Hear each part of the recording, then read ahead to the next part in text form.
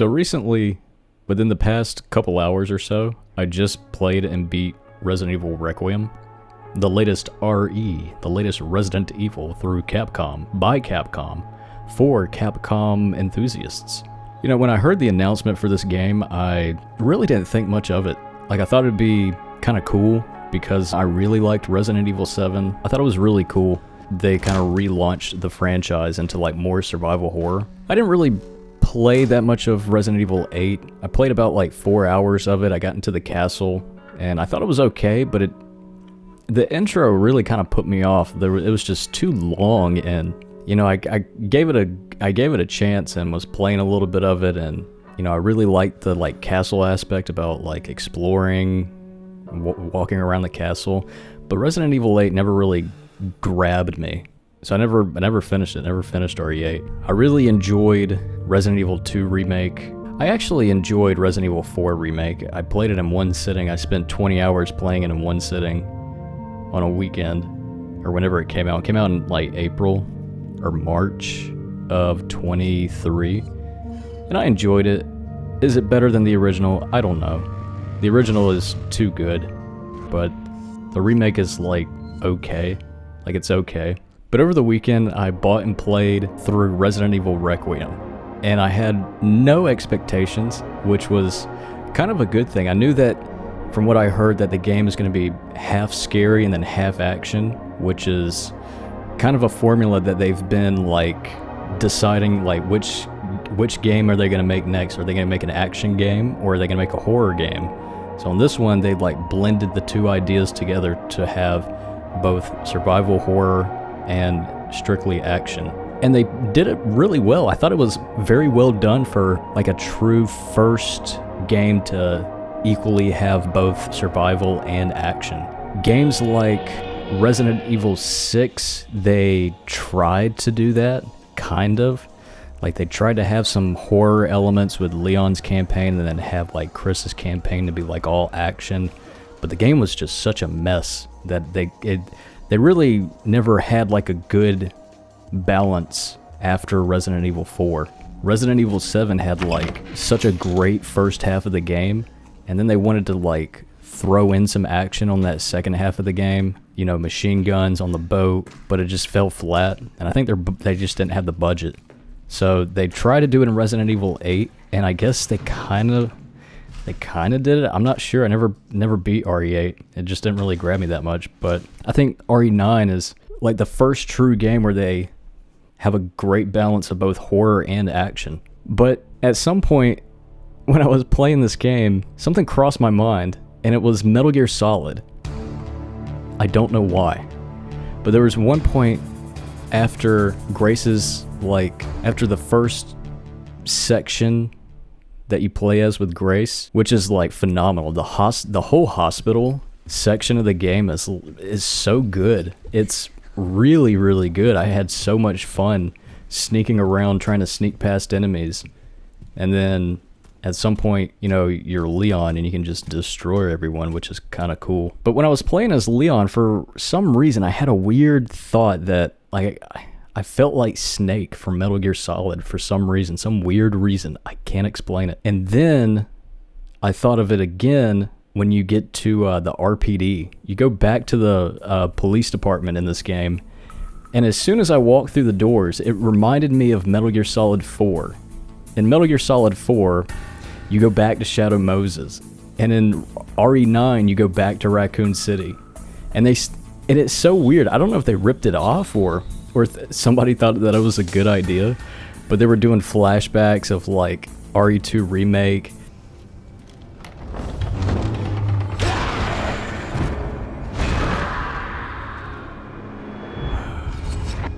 It's on you now. Hi, D. What's a Russian gun doing here? Wow, you must be crazy to fly hind in this kind of weather.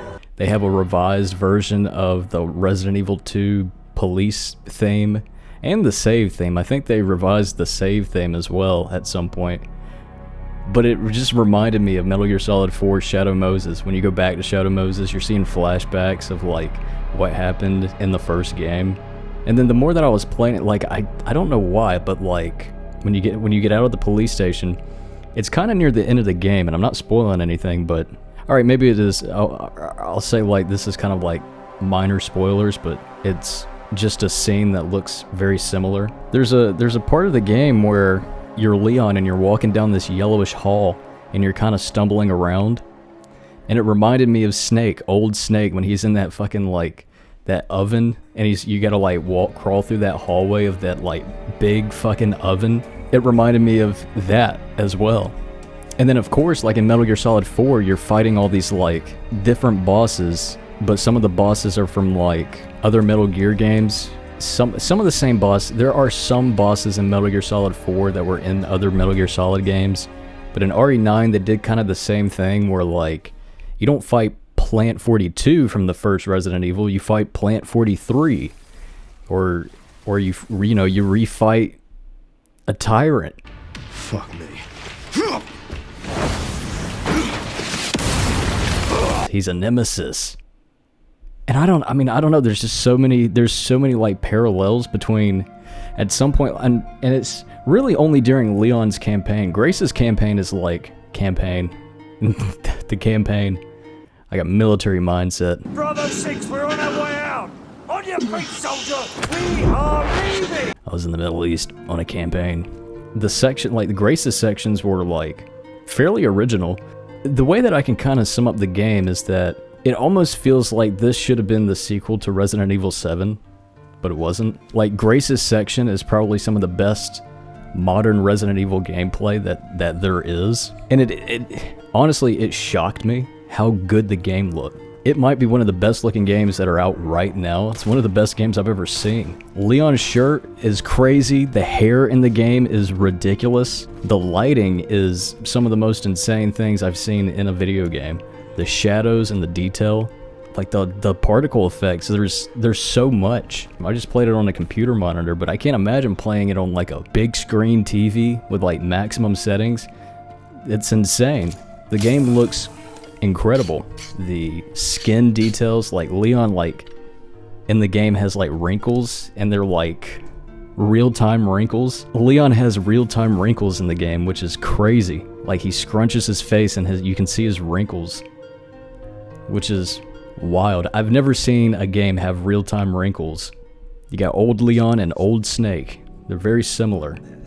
I don't know what the point of this video was, but I just noticed that there was a lot of like Metal Gear Solid 4 type things in the game, like going back to Raccoon City, going back to Shadow Moses. Leon's getting too old for this shit. Old Snake's getting too old for this shit. Like, you know, there's a lot of parallels to be made. There's old faces that you see, friendly faces that you see. There's really not that many characters in RE9. Like, there's a few, but there's not many. There's a lot of references to some characters, I guess. There's some references to characters, I guess. No, overall, I thought RE9 was pretty good. I thought it was really, really good.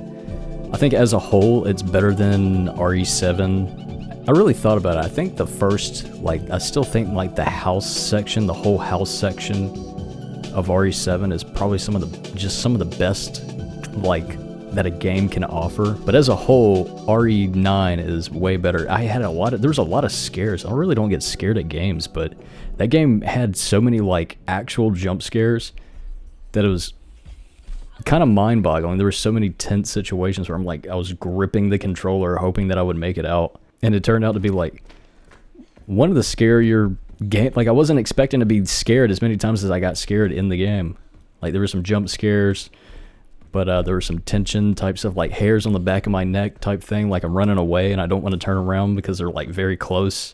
Like, the enemy's, like, catching up to me and I can hear it. The sound design in this game, too, is, like, some of the most incredible thing, like, in gaming. Like, being able to hear an enemy on, like, the second floor, or hear them, like, around a particular corner, knowing where they're at based on, like, the actual audio, like, at the actual sound. That was that's some crazy stuff.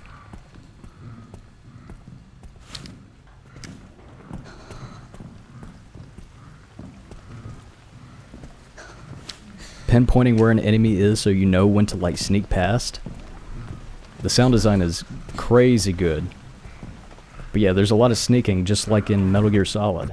But But overall, I don't know. I didn't really have like, this isn't like a big brained idea type video where I make a 2-hour breakdown of a video essay about the parallels between Metal Gear Solid and Resident Evil. Resident Evil 9 Requiem has more parallels to Metal Gear Solid 4 than you may have even thought of. It was just like two or three things that were totally inspired by Metal Gear Solid 4. I won't hear it.